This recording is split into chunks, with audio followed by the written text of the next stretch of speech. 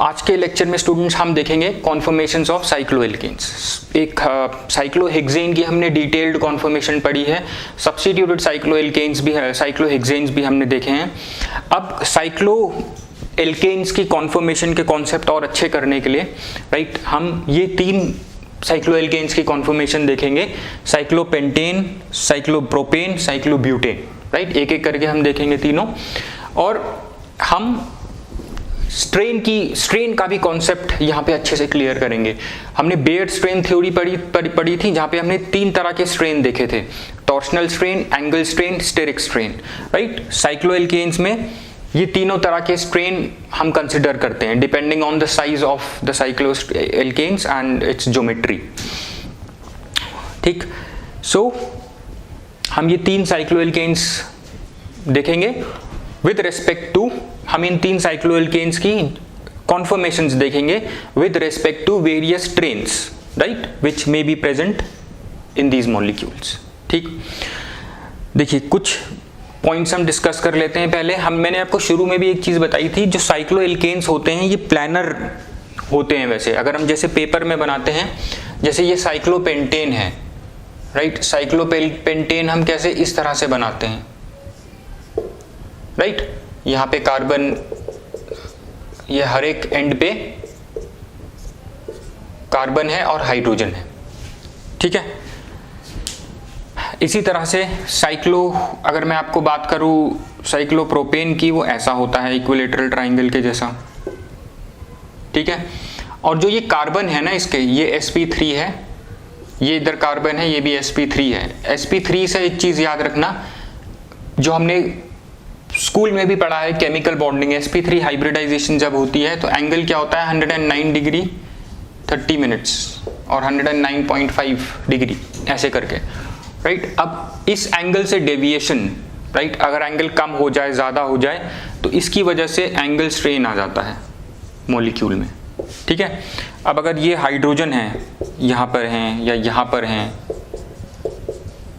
Right, ये इसके पास भी हाइड्रोजन होगा, इसके पास, अब इनके बीच में क्या हो सकता है, स्ट्रेन हो सकता है, राइट। इन दोनों हाइड्रोजन एटम्स के बीच में रिपल्जन होगा, स्ट्रेन होगा, राइट। तो ये होता है हमारा torsional strain, right. Torsional strain mainly bond से भी होता है, अगर बॉन्ड आपके बिल्कुल ऐसे आगे पीछे हैं, राइट। एक्लिप्स्ड स्ट्रेन जिसको हम बोलते थे, एक्लिप्स्ड कॉन्फॉर्मेशन, जब बॉन्ड्स बिल्कुल ऐसे आमने सामने आगे पीछे होते हैं तो इनका बॉन्ड पेयर एक दूसरे को रिपेल करता है, उसकी वजह से एक स्ट्रेन आ जाता है मॉलिक्यूल में, राइट। और कई बार क्या होता है, जैसे अगर मैं यहाँ पे कोई बड़ा मॉलिक्यूल डाल देता हूँ CH3 होल थ्राइस ऐसा, राइट, और यहाँ पे भी एक मॉलिक्यूल है CH3, तो ये दोनों आपस में, ये बड़े मॉलिक्यूल्स हैं तो इनमें रिपल्सिव इंटरैक्शंस होगी। सो मॉलिक्यूल के साइज की वजह से जो स्ट्रेन डेवलप हो जाता है उसको हम बोलते हैं स्टेरिक स्ट्रेन। स्टेरिक स्ट्रेन हम बहुत छोटी क्लासेस से पढ़ते आ रहे हैं, 11th क्लास से ही, ठीक है। तो ये तीनों स्ट्रेन के रिस्पेक्ट में हम इन मॉलिक्यूल्स को देखते हैं जल्दी से। और एक और चीज, ये मॉलिक्यूल्स जैसे मैंने बोला आपको शुरू में, प्लानर होते हैं, राइट। एक प्लेन में होते हैं, ये है। और कोई भी प्लेन है, किसी भी प्लेन को डिफाइन करने के लिए आपके पास मिनिमम 3 पॉइंट्स होने चाहिए,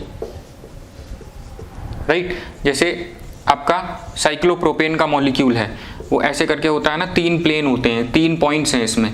तो इन तीनों कार्बन एटम्स को, ये जो 3 कार्बन एटम्स हैं, ये 3 कार्बन एटम्स एक प्लेन डिफाइन कर रहे हैं, राइट। सो मिनिमम एक प्लेन को डिफाइन करने के लिए हमारे पास 3 पॉइंट्स होने चाहिए, ठीक है।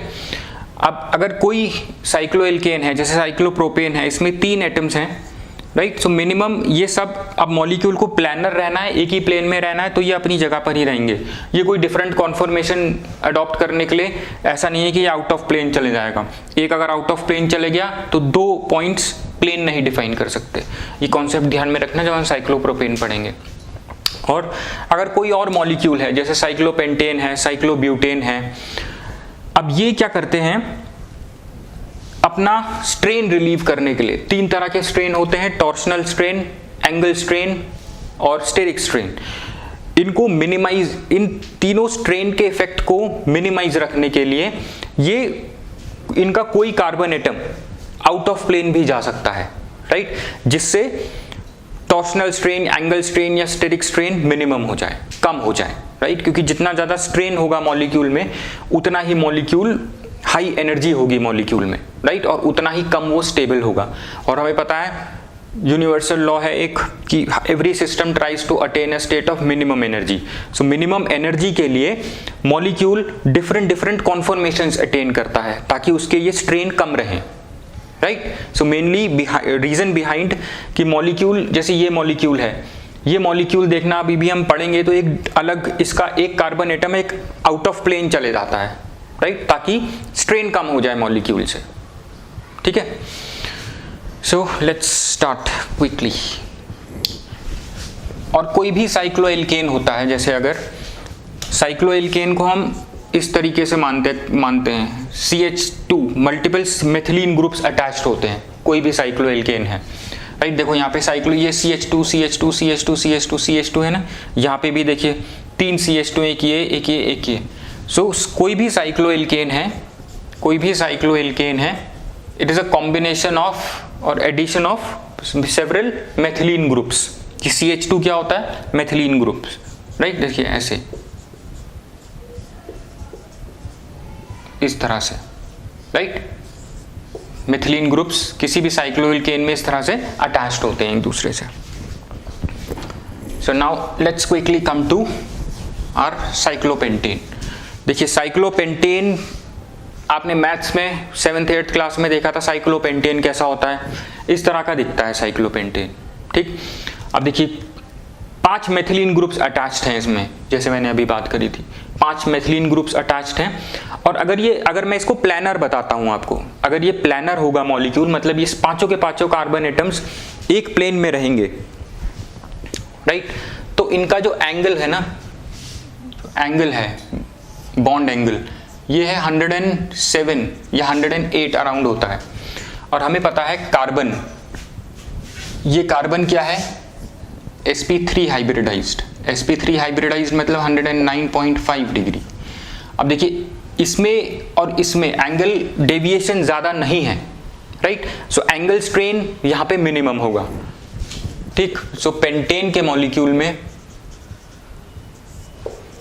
एंगल स्ट्रेन is minimum,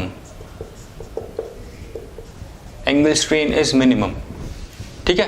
क्योंकि बॉन्ड एंगल इसका 107 है, which is very close to tetrahedral angle, ठीक है? तो एंगल स्ट्रेन मिनिमम है। अब दूसरे तरीके के स्ट्रेन में आ जाओ, टॉर्शनल स्ट्रेन देखते हैं। इसमें कोई एक्लिप्स्ड बॉन्ड्स हैं, देखिए इन हाइड्रोजन एटम्स की वजह से, देखिए ये पीछे है और ये आगे है, इनकी वजह से, इन हाइड्रोजन एटम्स की वजह से इसमें डेवलप होता है टॉर्शनल स्ट्रेन, ठीक है? Torsional strain in hydrogen atoms की वजह से, they are eclipsed, these bonds are eclipsed, right? ये भी एक्लिप्स्ड है, ये भी एक्लिप्स्ड है, ये भी सारी एक्लिप्स्ड है। तो इसमें टॉर्शनल स्ट्रेन बहुत ज्यादा है ड्यू टू हाइड्रोजन एटम्स, लेकिन एंगल स्ट्रेन मिनिमम है। So torsional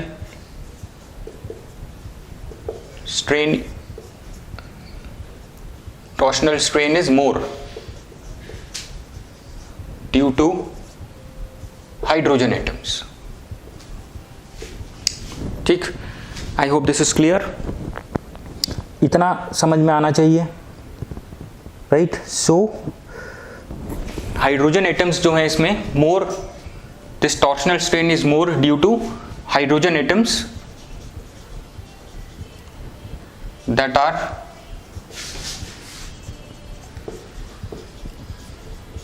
are completely eclipsed,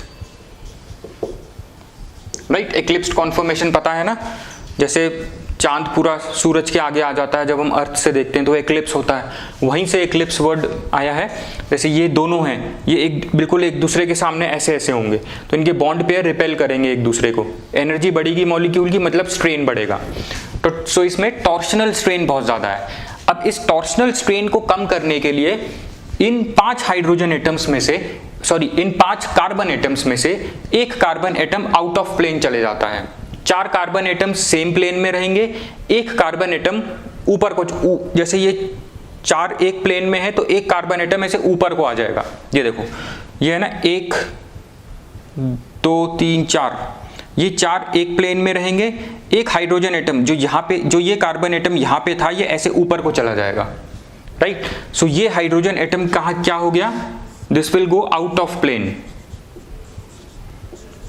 ये चला गया आउट ऑफ प्लेन, ठीक है। To minimize what, torsional strain, ठीक। सो यहां पे लिखेंगे हम to minimize torsional strain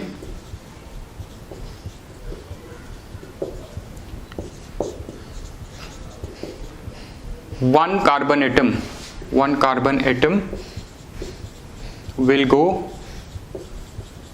out of plane,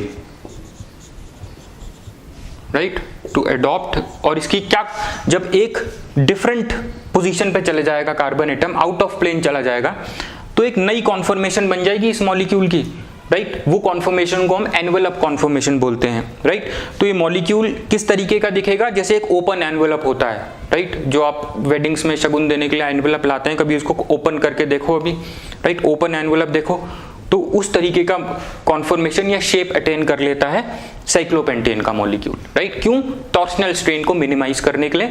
और टॉर्शनल स्ट्रेन कहां से आ रहा है, due to eclipsed hydrogen atoms, right. So to minimize torsional strain, one carbon atom will go out of plane, right, to adopt a envelope conformation, envelope like conformation, ठीक है। I hope ये इतना समझ में आ गया। तो देखिए मॉलिक्यूल कुछ इस तरीके का दिखेगा, एनवेलप। सो एनवेलप कॉन्फॉर्मेशन क्या करती है, it will minimise torsional strain, right, in cyclopentane molecule, ठीक है। अब देखिए एट रूम टेम्परेचर, अब देखिए इससे क्या होता है, जब ये इस तरीके की कॉन्फॉर्मेशन में चला जाता है मॉलिक्यूल, एनवेलप कॉन्फॉर्मेशन में चले जाता है, इससे टॉर्शनल स्ट्रेन तो कम हो जाता है, बट एंगल स्ट्रेन थोड़ा सा बढ़ जाता है, बट एंगल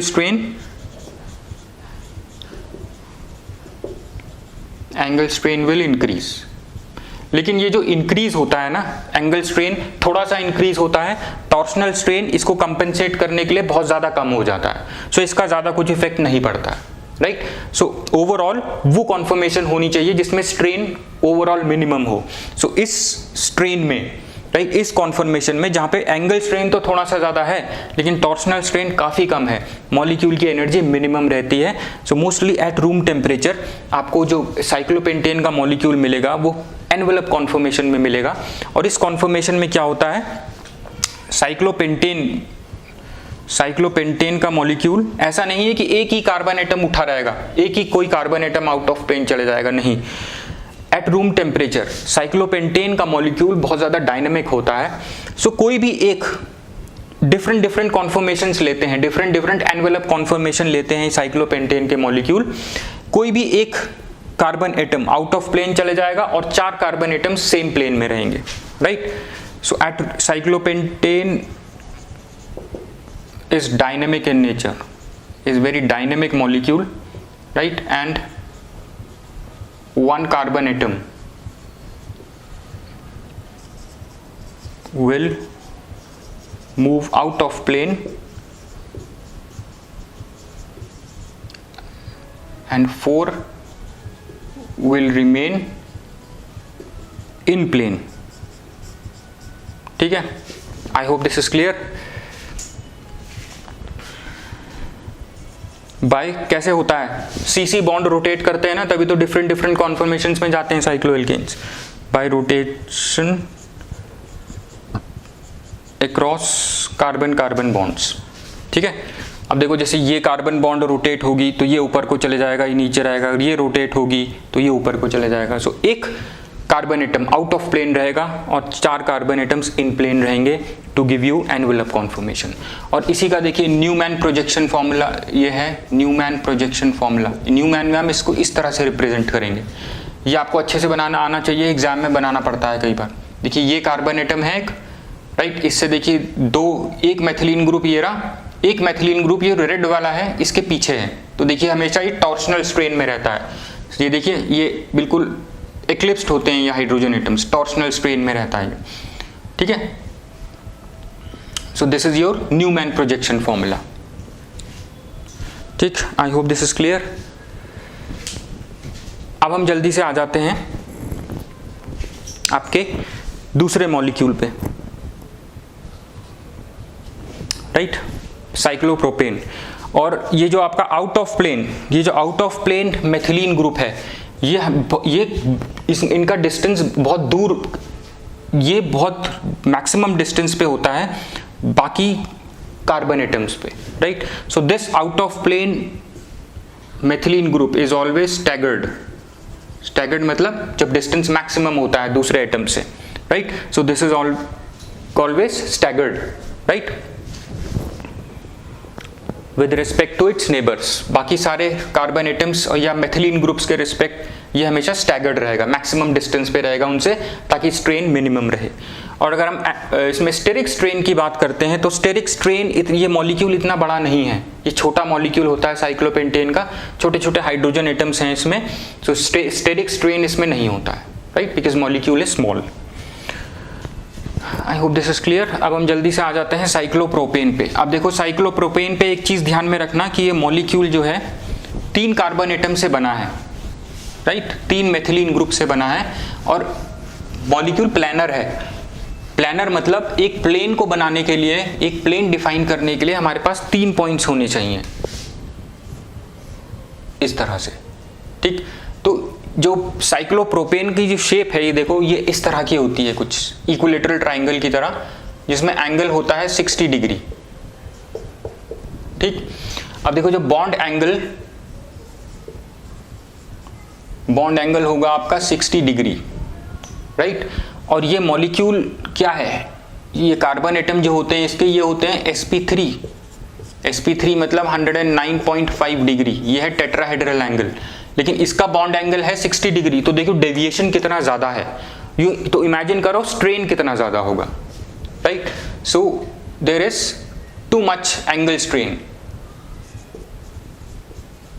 देखो angle strain is high, why, due to high deviation from normal tetrahedral angle, इसका 60 डिग्री है एंगल, राइट, इसलिए इसमें एंगल स्ट्रेन बहुत ज्यादा है।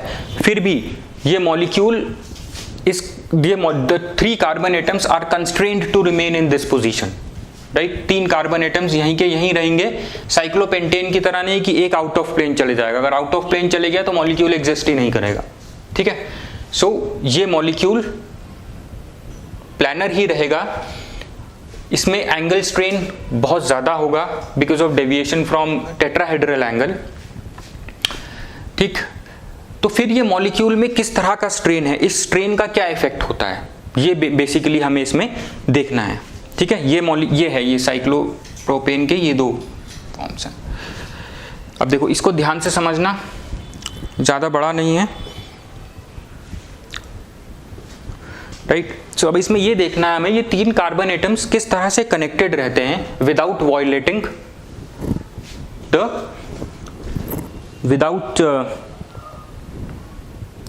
Violating the concept of bond angles.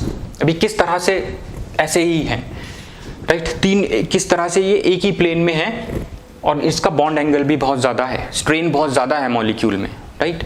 तो देखिए होता क्या है इसमें, इस मॉलिक्यूल में, तो देखो जो CC बॉन्ड होता है ना, कि ये बॉन्ड है, एक ये बॉन्ड है, एक ये बॉन्ड है, 3 CC बॉन्ड है। अब देखो इन दोनों में जब बॉन्ड बनता है, एक्चुअल जब देखिए इस तरीके का कोई बॉन्ड बनता है कार्बन कार्बन, एक ऑर्बिटल इसका और दूसरा इसका ऐसे ओवरलैप होता है, राइट। और ये बॉन्डिंग तब स्ट्रांग होती है, ये बॉन्डिंग तब स्ट्रांग होती है, और ये बॉन्ड कौन सा बनता है, sigma bond.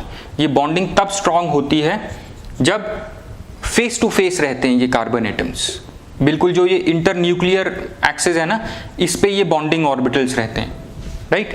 So bonding is maximum when there is, कहते हैं ना सिग्मा बॉन्ड कब बनता है, head to head overlap, right. So bonding is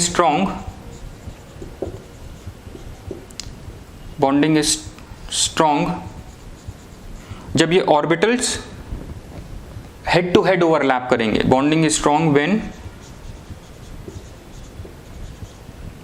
overlapping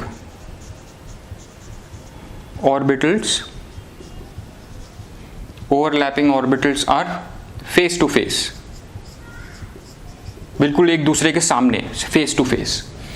लेकिन इस एंगल स्ट्रेन की वजह से क्या होता है, इसके जो बॉन्डिंग ऑर्बिटल्स हैं ये ऐसे फेस टू फेस नहीं रहते हैं, ये थोड़े ऐसे हो जाएंगे। देखो ये ऐसे ना होकर के इस तरह से, ये कार्बन एटम है, ये कार्बन एटम है, ये थोड़े से ऐसे, the overlap at an angle, right, they overlap at an angle, जिसकी वजह से क्या हो जाते हैं, ये बॉन्ड क्या हो जाएगा, स्ट्रेट ना होकर के ऐसे बेंट हो जाएगा, ये बॉन्ड ऐसा सा बेंट हो जाएगा, राइट, ये बॉन्ड ऐसे सीधा ना रह करके ऐसा बेंट हो जाएगा।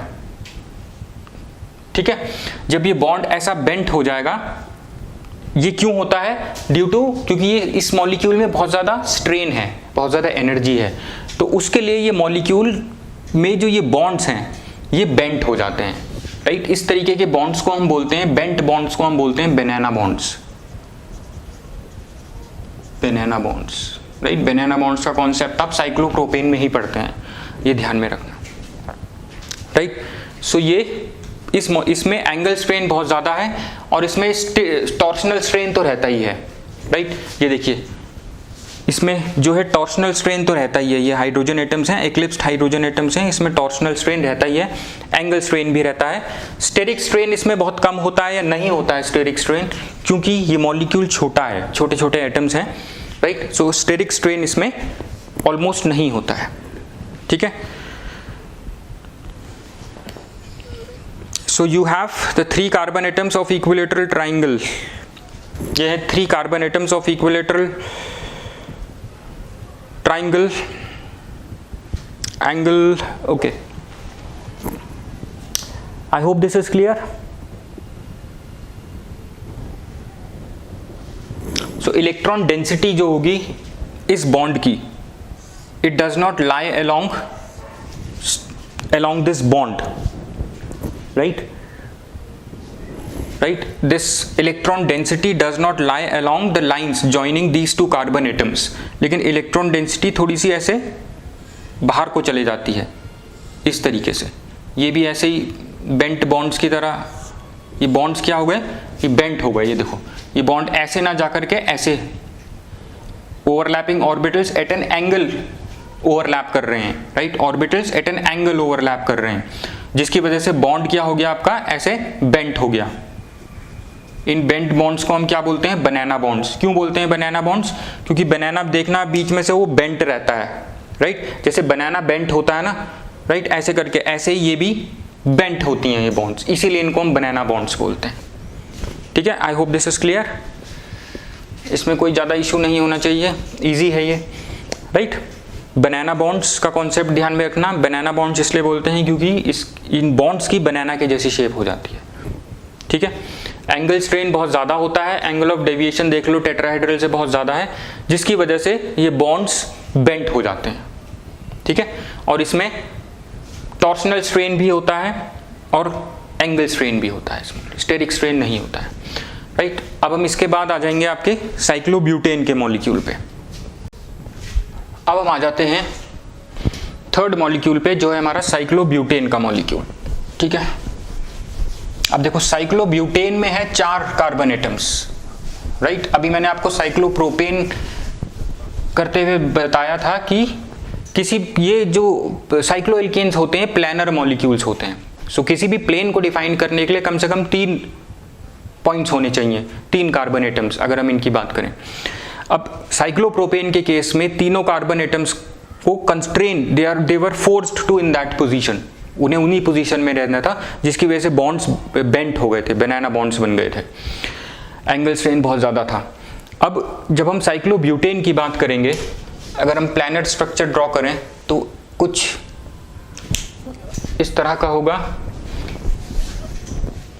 देखिए अगर हम प्लैनेट स्ट्रक्चर ड्रॉ करें कुछ ऐसा सा बनेगा, 4 मेथिलीन ग्रुप्स होंगे, ये हाइड्रोजन, ये CH2, ये CH2, ये CH2, ये CH2, ठीक है। अब देखो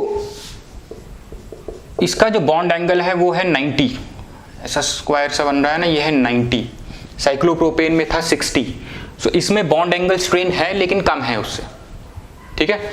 और इसमें 4 बॉन्ड्स हैं, 4, लेकिन इसमें 4 स्ट्रेन्ड बॉन्ड्स हैं, इन पे भी स्ट्रेन है बॉन्ड्स में due to this angle deviation, right. Angle ये sp3 है तो एंगल होना चाहिए टेट्राहेड्रल, लेकिन एंगल है 90 तो एंगल डेविएशन है, तो इन बॉन्ड्स पर स्ट्रेन है, राइट। यहाँ पे 3 नहीं, यहाँ पे 4 बॉन्ड्स हैं स्ट्रेन्ड, ठीक है। और ये हाइड्रोजन एटम्स जो आगे पीछे हैं, इनकी वजह से क्या स्ट्रेन है, टॉर्शनल स्ट्रेन। लेकिन यहाँ पे एक अच्छी बात है कि यहाँ पे 3 नहीं 4 कार्बन एटम्स हैं, और हमें प्लेन के लिए सिर्फ 3 ही पॉइंट्स चाहिए होते हैं, 1 2 3। मॉलिक्यूल प्लानर रहेगा लेकिन ये एक नॉन प्लानर कॉन्फ़िगरेशन में चला जाएगा, कॉन्फॉर्मेशन में चले जाएगा, सॉरी। नॉन प्लानर कॉन्फॉर्मेशन मतलब होता है कुछ पॉइंट्स प्लेन में रहते हैं, एक आध दो कार्बन एटम्स उस प्लेन से बाहर चले जाते हैं, राइट। अब देखो क्या होगा यहाँ पे, ये टॉर्शनल स्ट्रेन को कम करने के लिए साइक्लोब्यूटेन का एक मेथिलीन ग्रुप, राइट, ये जो एक मेथिलीन ग्रुप है ये बेंट हो जाता है, राइट। एक मेथिलीन ग्रुप क्या हो जाएगा, बेंट हो जाएगा at angle of 25 degree Celsius with respect to other methylene groups. देखिए ये जो मेथिलीन ग्रुप है ना, मान लेते हैं ये वाला वो कार्बन एटम है, ये बेंट होकर के कहीं ऐसे चले जाएगा, आउट ऑफ प्लेन चले जाएगा, इनके प्लेन से बाहर चले जाएगा, ऐसे ऊपर को आ जाएगा, राइट। और ये मॉलिक्यूल कुछ, देखिए ये आउट ऑफ प्लेन जाएगा तो ये मॉलिक्यूल कुछ ऐसा सा बन जाएगा, ये जो कार्बन एटम है ना यहाँ की बजाय यहाँ पर आ जाएगा, ठीक है। ये मॉलिक्यूल कुछ इस तरह से आ जाएगा, ठीक। मैं आपको ये दोबारा से दिखा देता हूं। और ये किस एंगल से बेंट हो रहा है, बाय 25 डिग्री सेल्सियस, राइट। अगर देखिए ये यहाँ पे आ जाता है आउट ऑफ प्लेन, ये कार्बन एटम अपनी जगह छोड़ के यहाँ पे आ जाता है, राइट। और ये क्या पकड़ हो जाता है, इस मॉलिक्यूल को हम बोलते हैं पकड़, राइट। पकड़ मतलब होता है एक डिफॉर्म सा हो जाना, थोड़ा सा दूसरी फॉर्म ले लेना, राइट। पकड़ मॉलिक्यूल्स, रिंकल्स जैसे फेस डिफॉर्म हो जाता है रिंकल से, तो ये पकड़ कॉन्फॉर्मेशन ले लेता है। इसमें मॉलिक्यूल कॉन्फॉर्मेशन क्या हो जाएगी, पकड़ कॉन्फॉर्मेशन, याद रखना। साइक्लोब्यूटेन का मॉलिक्यूल पकड़ होता है, राइट। पकड़ क्यों होता है, to relieve torsional strain, right. जब एक मेथिलीन ग्रुप, देखो ये तो यहीं पे रहेगा, मैं यहाँ पे फिर से बना के दिखा देता हूं आपको। ये देखिए 3 तो एक प्लेन में रहेंगे, ठीक है।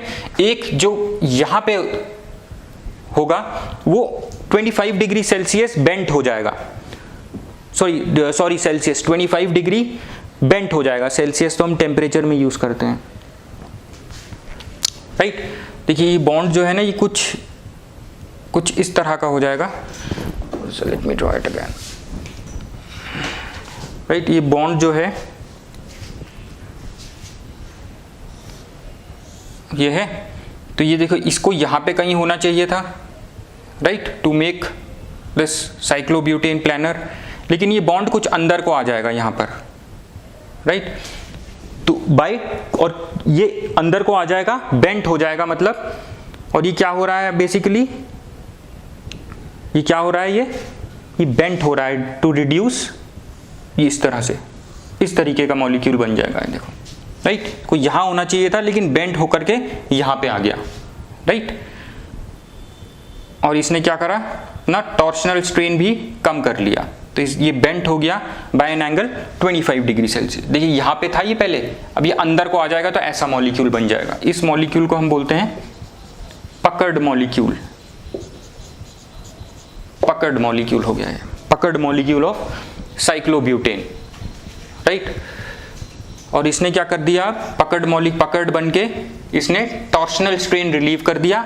एंगल स्ट्रेन यहाँ पर भी थोड़ा सा बढ़ जाएगा, लेकिन थोड़ा ही बढ़ेगा, that would be compensated by the release in strain due to torsional strain, right? Torsional strain बहुत ज़्यादा रिलीव हो जाएगा और जो आपका एंगल स्ट्रेन है वो थोड़ा ही बढ़ेगा, राइट? सो टॉर्शनल स्ट्रेन कंपेंसेट कर देता है आपके एंगल स्ट्रेन को जो थोड़ा सा बढ़ता है, क्योंकि टॉर्शनल स्ट्रेन काफ़ी कम हो जाता है जब ये एक कार्बन एटम इसका बेंट हो जाता है by an angle of 25 degree Celsius. So one methylene group will bend at an angle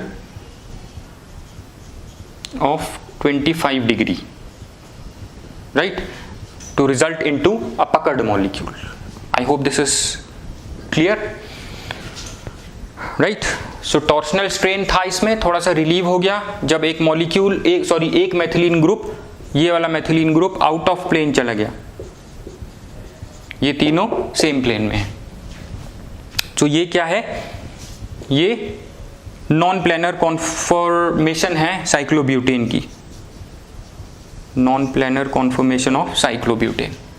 ठीक है, आई होप दिस इज क्लियर. अब एक और चीज है, आपने थर्मोडायनेमिक्स में पढ़ा था, इन मॉलिक्यूल्स के रिलेटिव आपको ही पता होना चाहिए, heat of combustion. Heat of combustion में हमें मॉलिक्यूल की एनर्जी पता लग जाती थी, राइट? कितनी एनर्जी है मॉलिक्यूल में. वो मॉलिक्यूल को क्या करो आप, कोई भी आपका साइक्लोएल्केन है, इसको आप कंबशन में एक ऑक्सीजन के साथ हीट करो तो यहाँ पे एनर्जी रिलीज होती है, राइट? कार्बन डाइऑक्साइड वाटर बनेगा और एनर्जी रिलीज होगी. इस एनर्जी से हमें पता लग जाता है कि इस मॉलिक्यूल में कितना स्ट्रेन है, कितनी टोटल एनर्जी है. तो इस तरह से हम मॉलिक्यूल का स्ट्रेन या एनर्जी कैलकुलेट कर सकते हैं. ये एनर्जी ड्यू टू स्ट्रेन, जो अब हमने स्ट्रेन बात करी ना, torsional strain, angle strain, steric strain, उनकी वजह से मॉलिक्यूल की एनर्जी बढ़ती घटती है, राइट? जब मॉलिक्यूल डिफरेंट कॉन्फॉर्मेशन अडॉप्ट कर लेता है, जैसे ये आउट ऑफ प्लेन चला गया था, राइट? तो क्या हुआ था? टॉर्शनल स्ट्रेन कम हो गया था, स्ट्रेन कम हो गया था मॉलिक्यूल का, राइट? तो वहां पे एनर्जी कम हो जाएगी मॉलिक्यूल की. तो ये जो हीट ऑफ कंबशन है, ये ध्यान में रखना, हीट ऑफ कंबशन डेटा हम गैदर करते हैं अलग अलग मॉलिक्यूल्स का. हमें पता होना चाहिए कौन सा मॉलिक्यूल कितना स्टेबल है, राइट? कैसे? इस एनर्जी से पता लगता है. जितनी ज़्यादा एनर्जी रिलीज करेगा ये, उतना ही लेस स्टेबल होगा. ठीक है? सो हीट ऑफ कंबशन से हमें मॉलिक्यूल्स की एनर्जी पता लगती है और एनर्जी से हमें इनकी स्टेबिलिटी पता लगती है, राइट? अब जैसे साइक्लोप्रोपेन है, वो लेस स्टेबल मॉलिक्यूल होता है, हमें हीट ऑफ कंबशन से पता लग जाएगा. साइक्लोप्रोपेन काफ़ी मेडिसिन को बनाने के काम आता है, राइट? ताकि जल्दी से रिएक्ट कर जाए. जो लेस स्टेबल होगा वो जल्दी रिएक्ट कर जाता है, हमें पता है molecule, right? So heat of combustion data energy बताने के काम आता है मॉलिक्यूल्स की. और एनर्जी से हम ये आगे डिसाइड करते हैं, जब मॉलिक्यूल्स डिज़ाइन करते हैं, कि कौन सा मॉलिक्यूल यूज़ करें, क्या मेडिसिन बनाने के लिए या कोई और मॉलिक्यूल बनाने के लिए, राइट? क्योंकि अगर हमें चाहिए कि इतने समय में रिएक्शन हो जाए तो हमें उस तरीके की स्टेबिलिटी का मॉलिक्यूल चाहिए होता है, राइट?